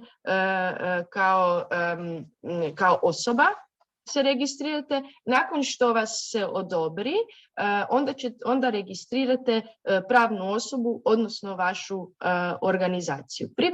Privremeni PIK broj dobivate sve do trenutka dok vas REA, izvršna agencija, ne validira vašu prijavu i ne validira vaše dokumente. Cijela prijava, odnosno registracija PIK broja, ima nekoliko koraka, ali traje nekoliko dana, čisto iz razloga što je neko određeno vrijeme potrebno agenciji da vas provjeri, da vas uvede u sustav i da vam odobri broj. Nakon što ste se registrirali, nakon što je sve provjereno i odobreno, morat ćete vjerojatno na ovom mjestu uploadati i neki dokument vezan za vašu organizaciju u smislu statuta, u smislu nekakvih izvještaja financijskih, ovisi što vas traži. Dapače, stavit ćete i kontakt osobu, jednako kao i osobu koja je odgovorna u toj organizaciji i zapravo osnovne podatke o vašoj organizaciji na načinu na koji ona posluje. Te informacije su jako bitne i bitno je da su točne i bitno je da su pravovremene, odnosno da su aktualne, da nisu zastarjele i bitno je da sve ispunite iz razloga što vam se ti podaci zapravo u prvom dijelu prijavnice, vidjet ćete sad malo kasnije, u prvom dijelu prijavnice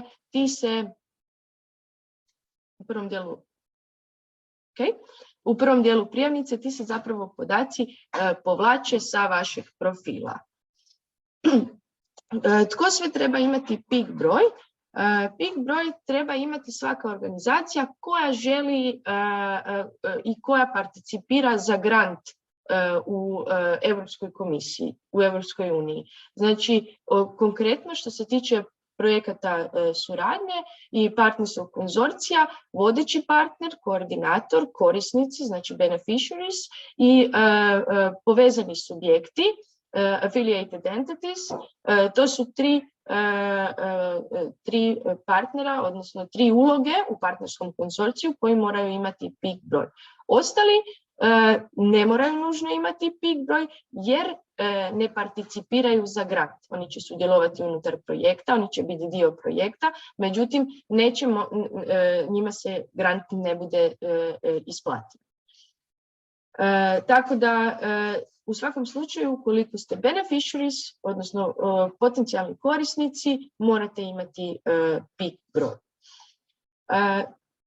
Nadam se da je to jasno. Ukoliko imate nekih pitanja, slobodno nam ih postavite na chat. Sada bih prešla na prijavnicu.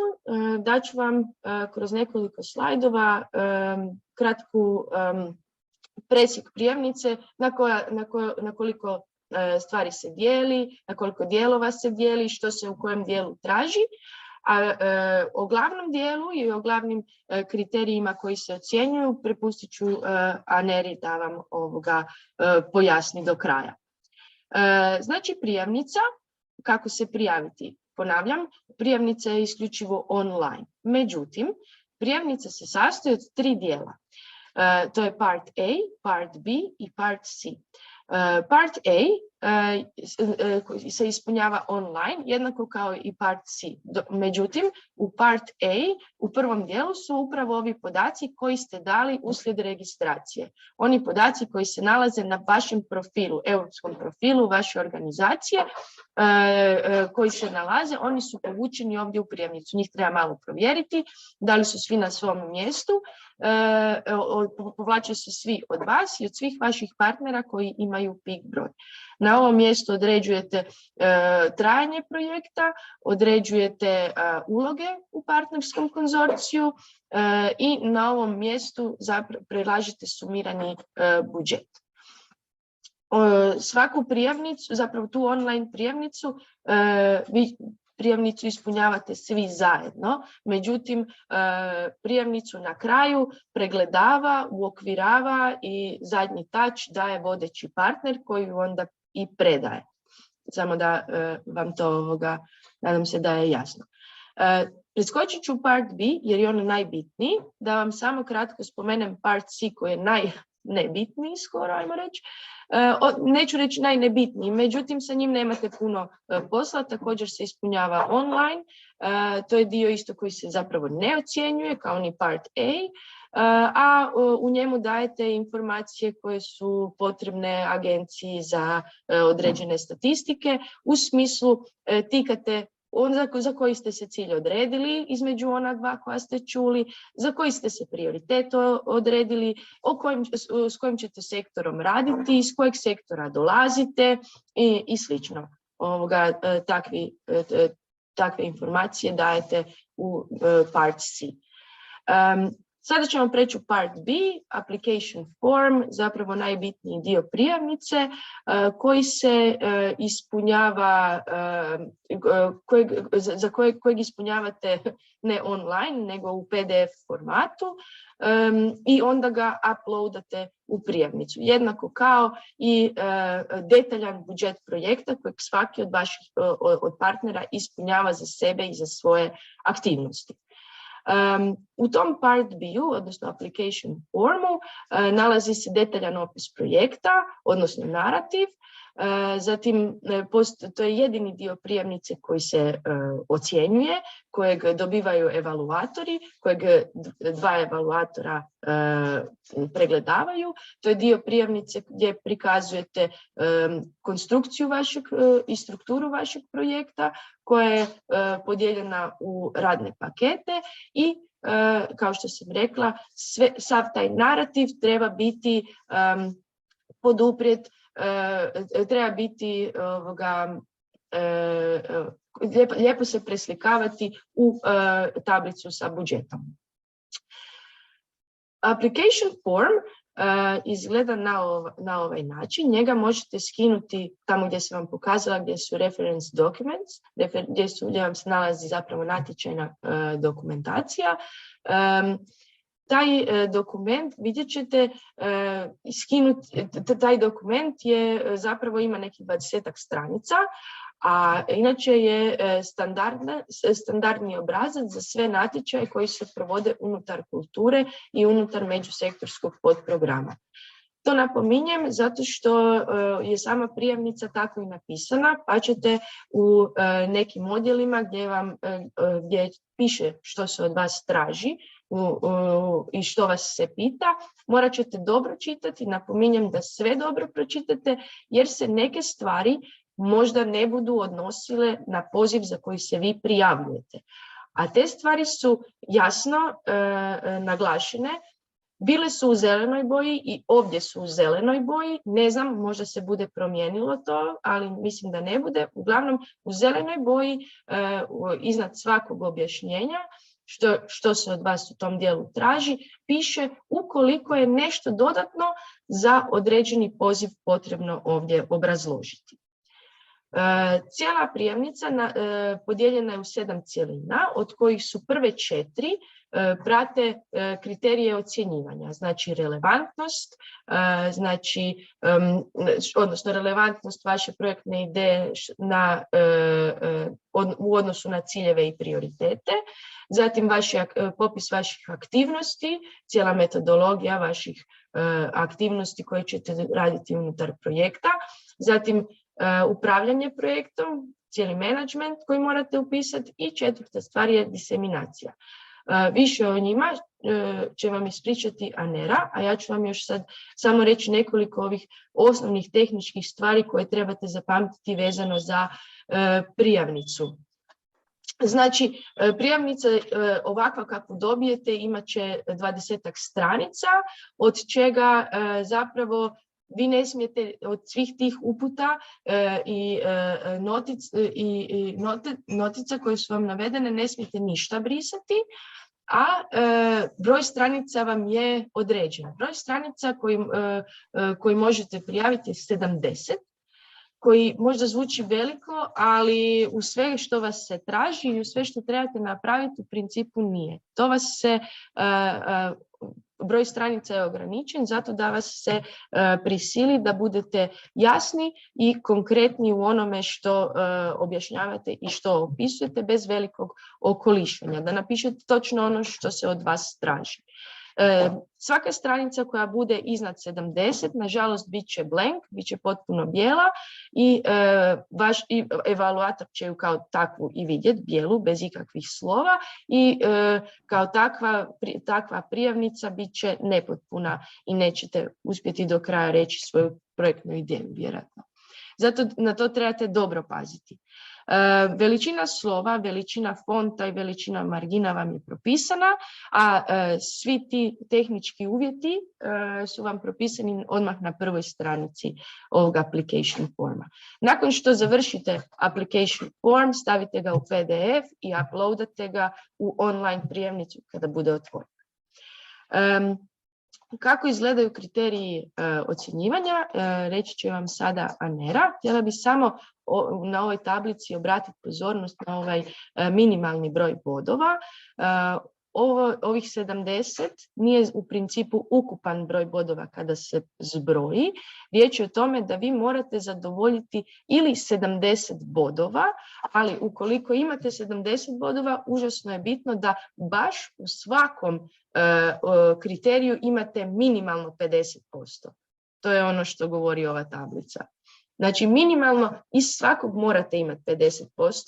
I još tome 70 bodova da biste uopće prošli u cijelom, da biste uopće uzeti u obzir, da biste prošli pravi. Pa evo, cijela prijavnica ima 100 bodova, a o svakom kriteriju sada ću vam nešto reći Anera. Super, hvala ti, Morana, puno. Kako si ono rekla, bitan dio, jel? Bitan dio prijavnica.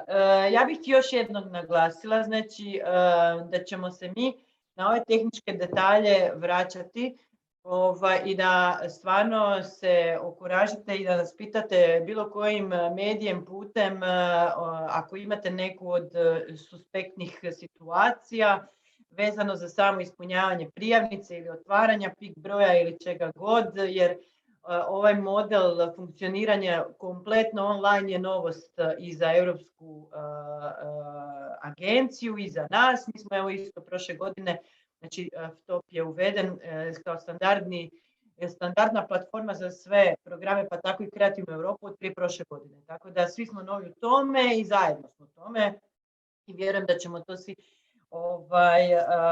uspjeti zapravo i usvojiti.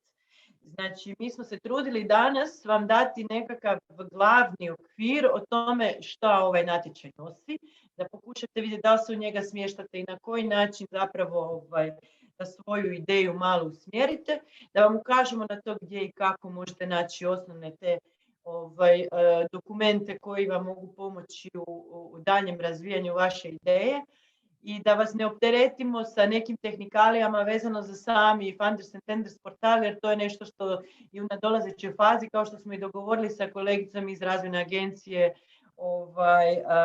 Karlovačke županije. Mi ćemo još napraviti dodatne edukacije za sve one koji će stvarno htjeti prijaviti se i aplicirati u sami sustav. Sad smo u fazi razvoja ideje i u tom smislu, kao što je Morana rekla, ključan je ovaj dokument.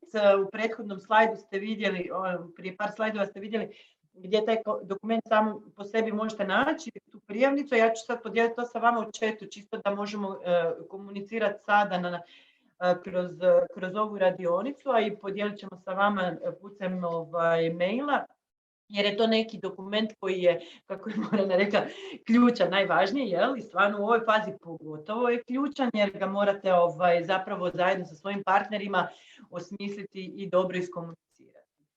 Znači, application form, sve vam je Morana rekla što se tiče tehnikalija, ali ono na što bi se ja vratila još jednom, a što je isto tako Morana rekla, je činjenica, znači, da je on podijeljen evo tu doslovno, u sadržaju je 7 cjelina, 7 glavnih poglavlja same prijave, odnosno prijavnog obrasca. I prvih 4 poglavlja doslovno odgovaraju kriterijima ocjenjivanja. To su relevantnost, drugo poglavlje je kvaliteta sadržaja aktivnosti, treće poglavlje je upravljanje projektom i četvrto je diseminacija. Znači, vas sama prijavnica, odnosno evaluatora koji će vašu prijavu ocjenjivati, navodi po kriterijima ocjenjivanja. I to je zapravo olakotna okolnost, zato što se vi u promišljanju svoje ideje doslovno možete samo preispitivati.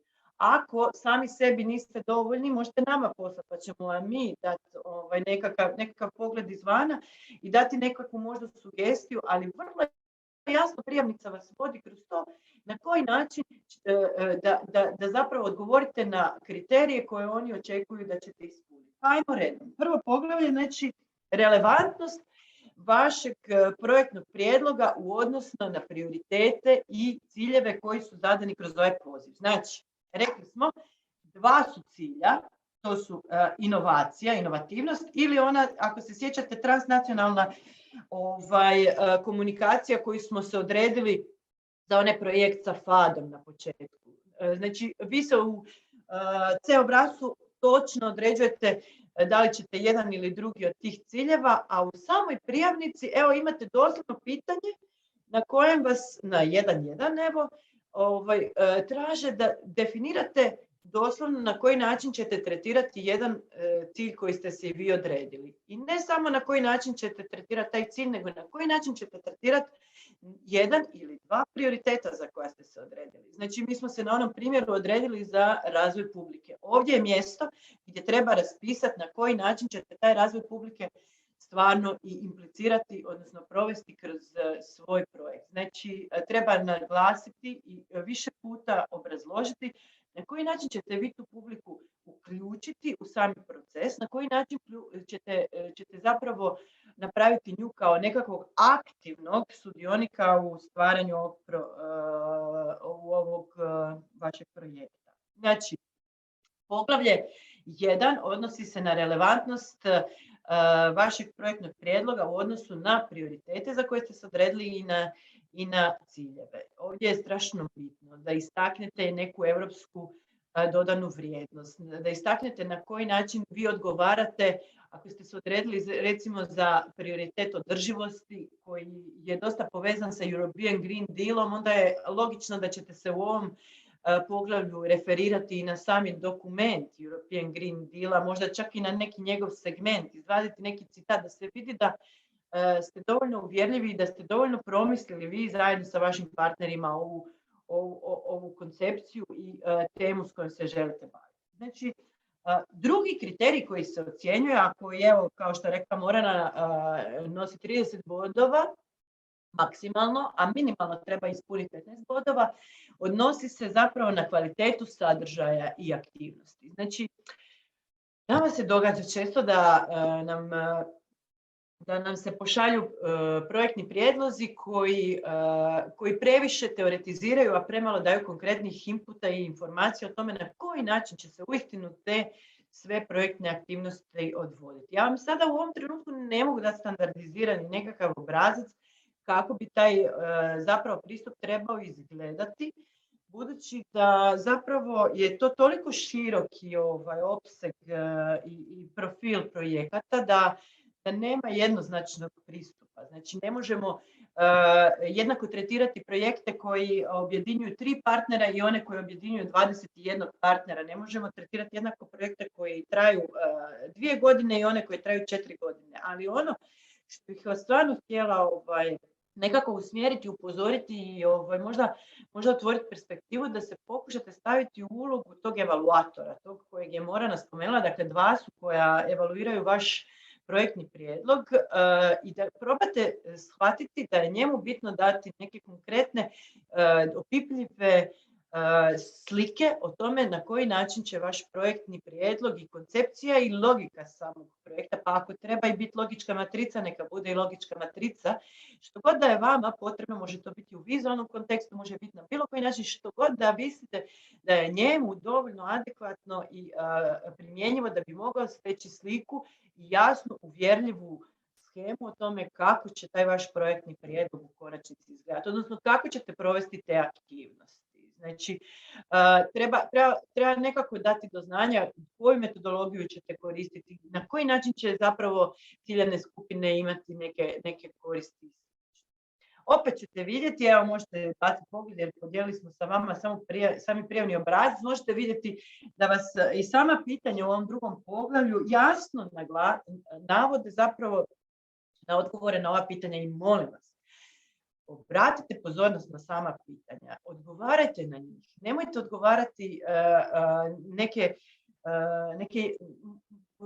možda bitne rečenice, ali koje nisu odgovori na konkretna pitanja. I ne govorim to sad samo zato što je to, mislim, to je slučaj koji se nam se stvarno često događa, da korisnici odgovaraju neka svoja uvjerenja i neke informacije daju u potpuno pogrešnim mjestima. Znači, uvijek stavite u ulogu evaluatora i doslovno odgovorite na pitanje na koje vam je postavljeno. Treći, znači kriterij ocjenjivanja se odnosi i zapravo je dosta bitan. Iako on nosi 20 bodova maksimalno, on je dosta bitan zbog onog što smo rekli da ovi projekti moraju biti, a sam naziv ovog natječaja kaže projekti suradnje.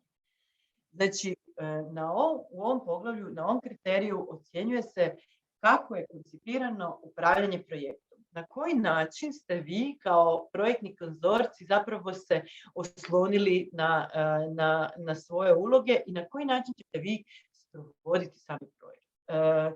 Dosta zanimljiva situacija se događa da zapravo i u drugom poglavlju, prethodnom poglavlju, ima jedno pitanje 2.2 Partnership and Consortium, gdje vas također zapravo navode da objasnite malo podjelu uloga između partnerskih organizacija unutar samog projekta. I tamo je strahovito važno zapravo dati dovoljno informacija o tome da su uloge svih partnera jasno podijeljene u smislu da svatko koji je zadužen za neki set aktivnosti u tom projektnom prijedlogu obavlja baš taj set aktivnosti za koje je on kapacitiran. Znači, nemojte stavljati projektnog partnera u ulogu koju on nije dorastao. Znači, događa nam se da nam primjerice priđu partneri iz Hrvatske i pitaju nas, mi smo mala organizacija, nemamo baš iskustvo u provedbi EU projekata i nemamo baš nekakvu likvidnost u smislu financija, pa da li bi možda bilo, da li biste nam sugerirali, da li bi bilo prihvatljivo da nas zastupa i za nas prijavljuje se recimo općina.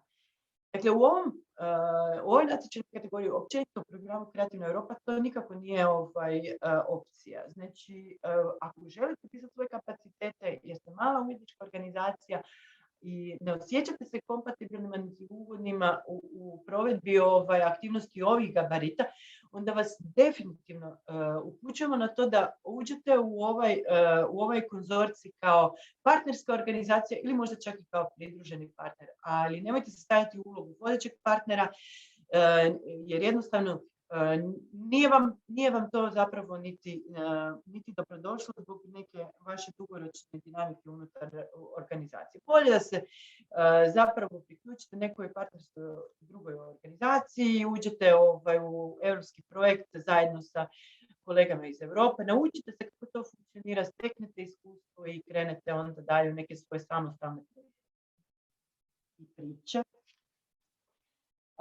Znači, upravljanje projektom je mjesto gdje se zapravo trebaju definirati, vidjet ćete isto vas pitanje jasno navode. Vjerujem da sad svi listate ovu prijavnicu koju smo podijelili sa vama. Znači, jasno vas navodi kroz pitanja koja podrazumijevaju pojašnjenja u konceptu mehanizma koordinacije. Vi morate navesti svoje rizike, morate navesti risk management, kako ćete odraditi.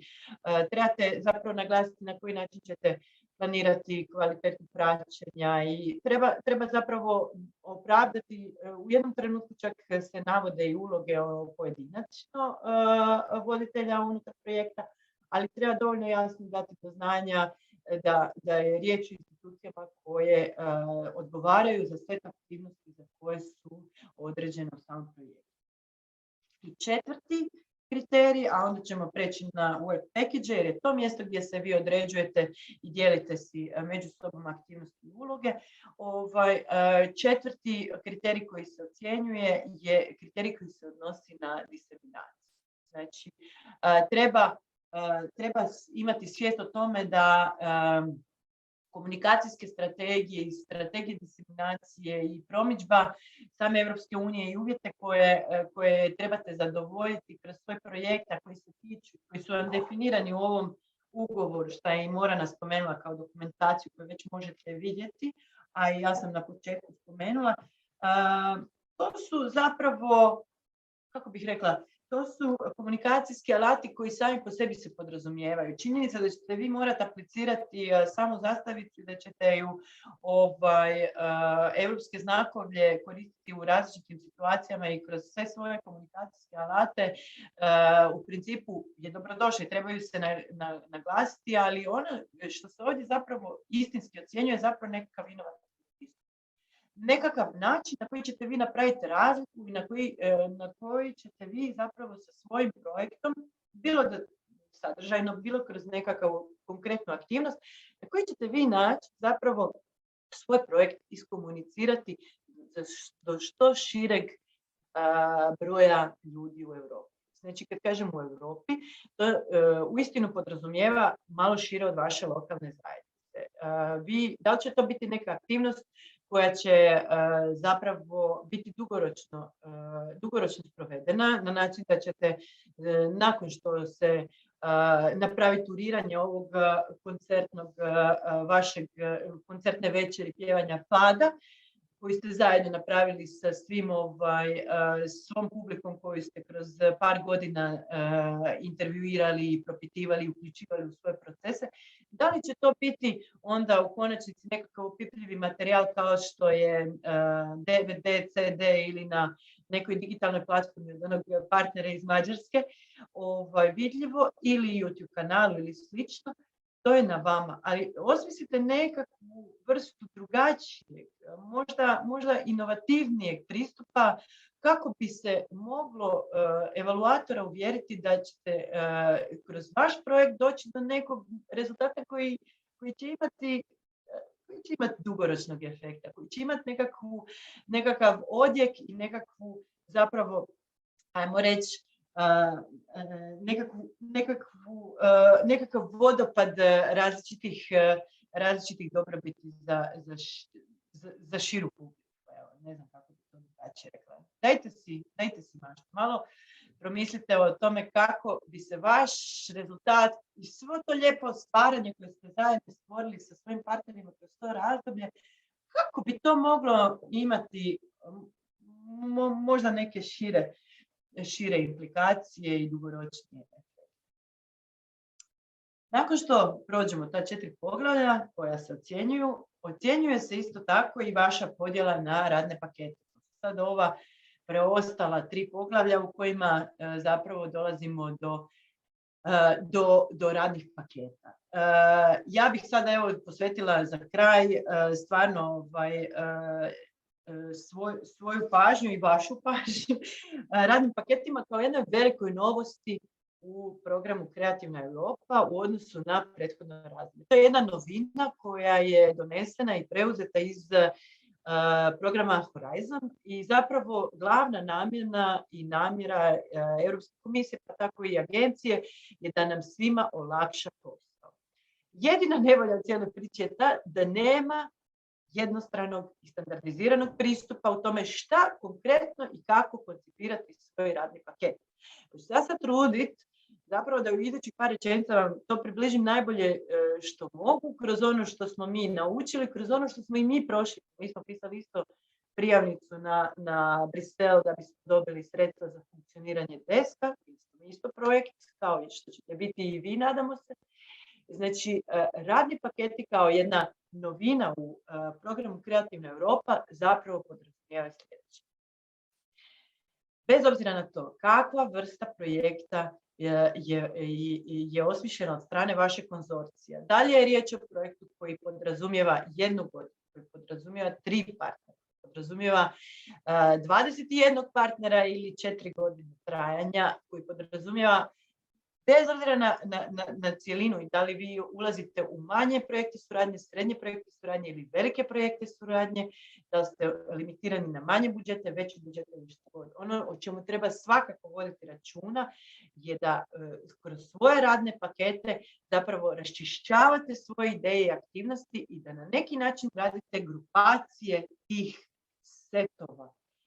Konkretno, iz svakog radnog paketa očekujte i morate imati direktne deliverables, takozvane ishode. One mjerljive ishode koje sam napomenula, kao recimo ovdje smo naveli čak i konkretne primjere, znači moraju to biti nekakvi konkretni fizički rezultati. Da li će to biti popisi sudionika sa nekakvih konferencija ili slike, ili će biti publikacije, ili će biti leci, ili će biti onaj CD sa fazom ili snimka samog koncerta ili nešto u tom smislu. Ovisi stvarno o samoj raspodjeli koju ste se vi unutar konzorcija dogovorili. Znači, vaši radni paketi, jedini preduvjet koji postoji je da postoje 2 obavezna work package, odnosno radna paketa koje podrazumijevaju vašu strukturu samog projekta i menadžmenta i komunikacijsku strategiju.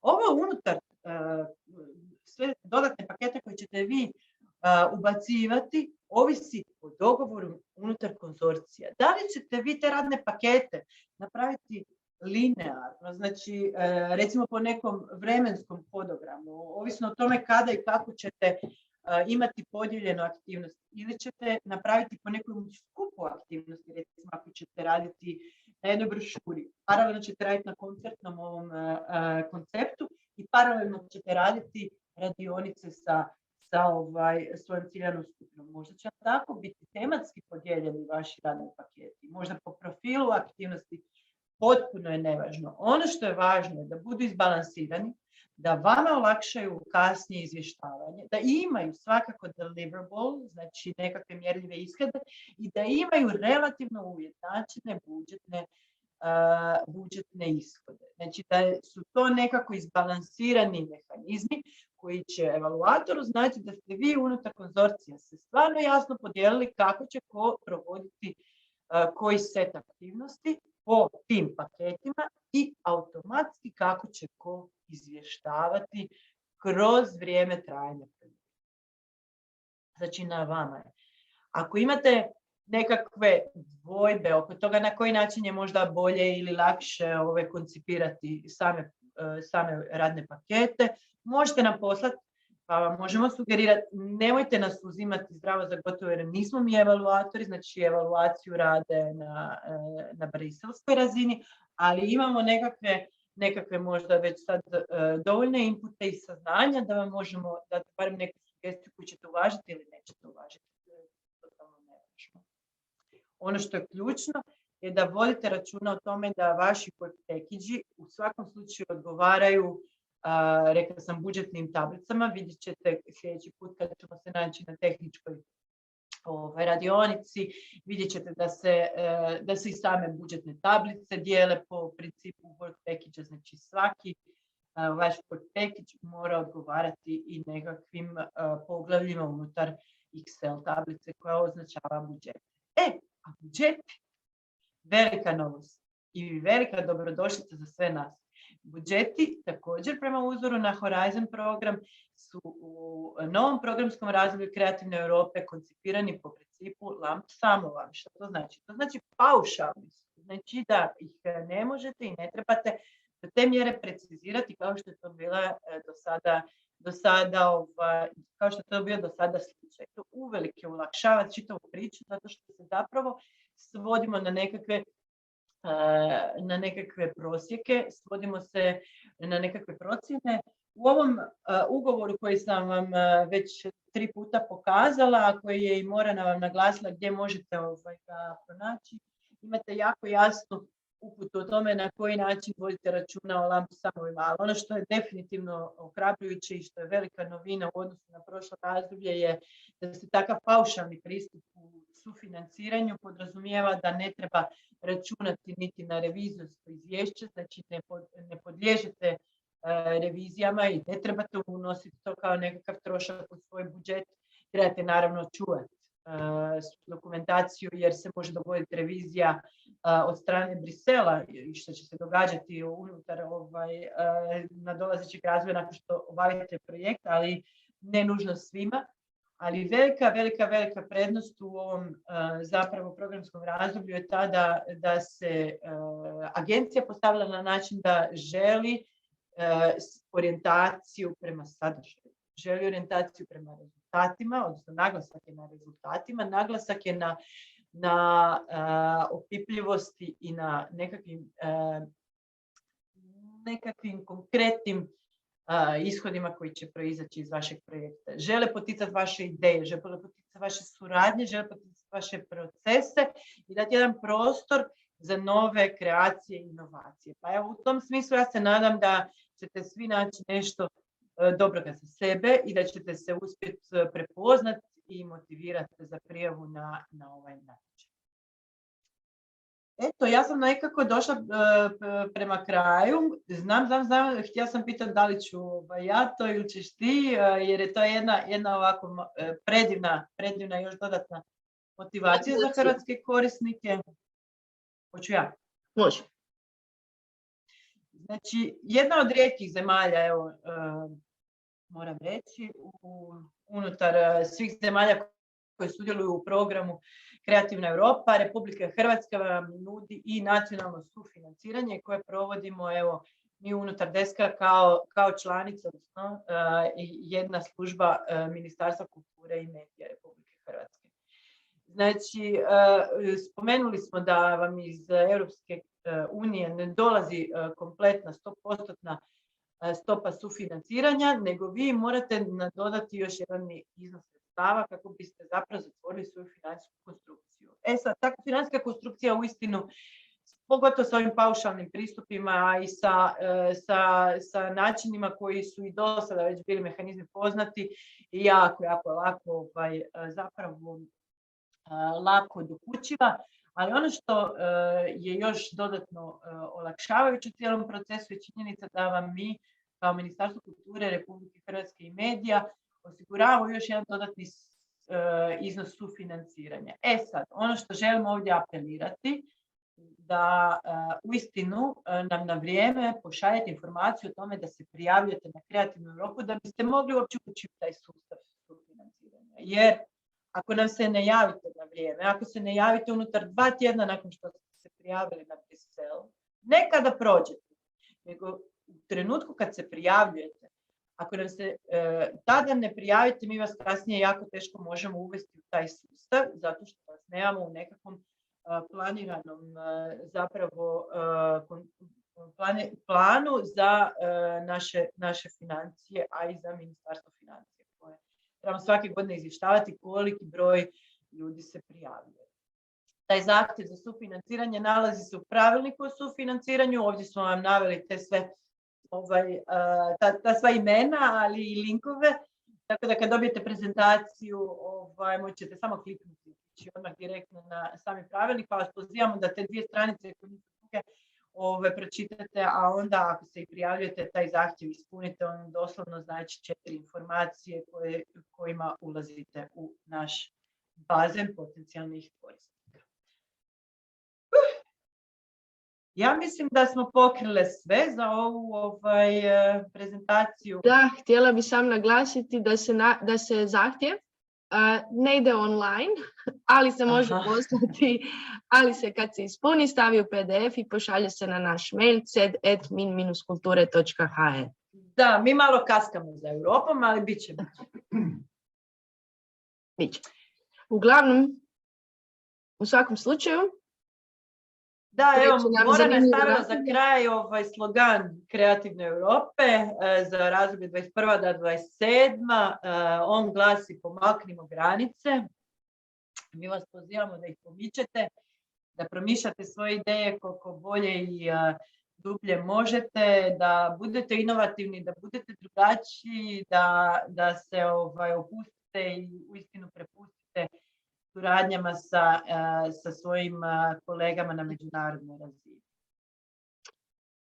A za sve što vam je potrebno, i ako vas nešto zanima, ako vam nešto stvara problem, tu je desk Kreativne Europe, Anera i ja, gdje možete nam se javiti opet na ovaj isti mail, a možete nas i pratiti na našim stranicama. Imamo Facebook page i imamo našu stranicu deskkultura.hr gdje dijelimo i objavljujemo novosti iz Europske komisije, iz europskih kulturnih i kreativnih sektora i našeg programa, tako da budete o svemu informirani pravovremeno.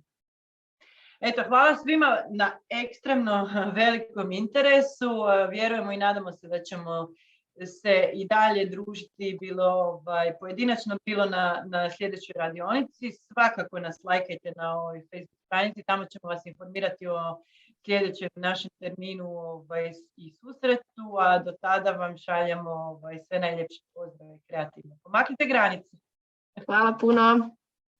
Bye. Bog.